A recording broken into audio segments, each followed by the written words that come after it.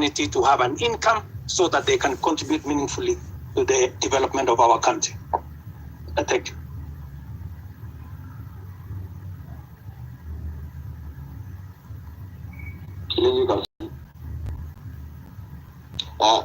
Thank you very much for this chance to maybe ask some few questions to the president. I'll be brief. I only have 3 questions to make. One, Mr. President, is that like most of the people have said, is that the government is full of lies because of one. We believe that the revenue that was going to be used for development. Personally, I come from, since that this is a road that was left midway by the contractor, he was going to send the contractor in 3 months to be on site so that the road can, so the contractor can start the construction. Up to now, we still haven't seen that. So that basically tells you that that is a liar. Number 2, I think the Gray has talked about the issue of fertilizer. You've said, Mr. President, that if you find that there is a case against the state minister, you're going to hire him. There's a case that has been filed by the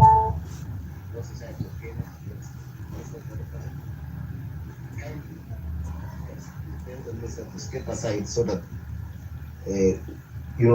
trying to investigate someone who is in office becomes very hard. So let the minister step aside so that we can continue with the investigation. Number 3, I would want to talk about the arrogance that is in your.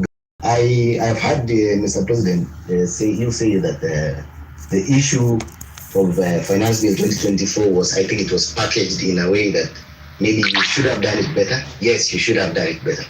The reason being, the people you sent out there, since like the MP for Molo, on the issue of the motor vehicle levy. At some point in the TV, he told people that, if you cannot be able to pay that, just leave your vehicle at home.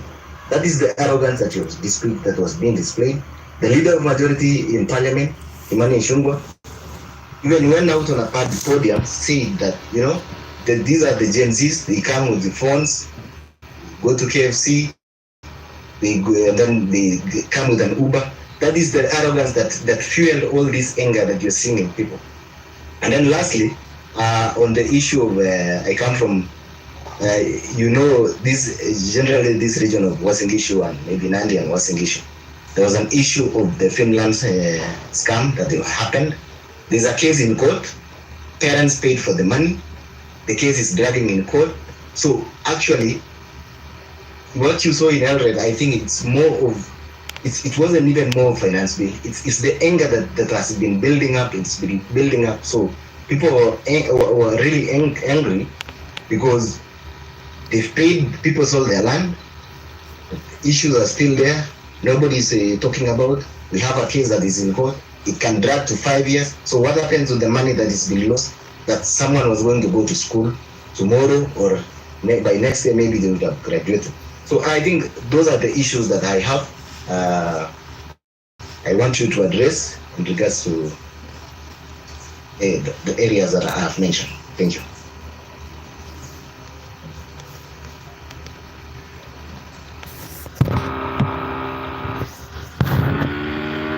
Wakili Saroni can speak.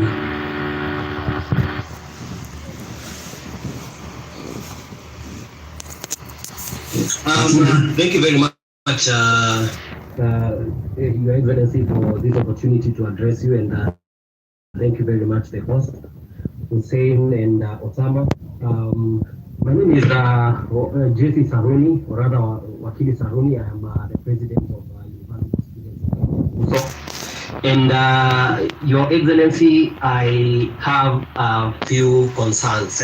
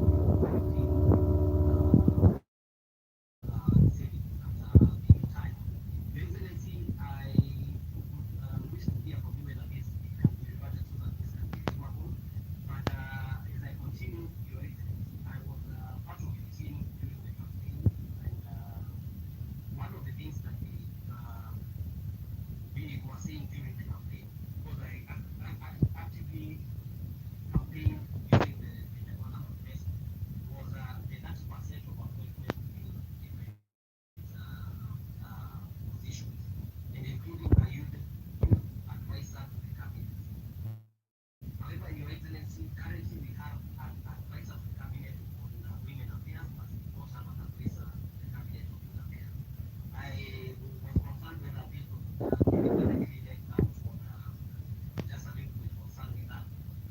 Your Excellency, another key concern that affects poor rates. Around 6,000 university graduates went through diploma in law, and this is university education. So they did a diploma in law, and they proceeded to do a degree in law. Your Excellency, 2014, anyone who did a diploma and did a degree in law were able to proceed to the Kenya School of Law for the ATP Advocates Training Program.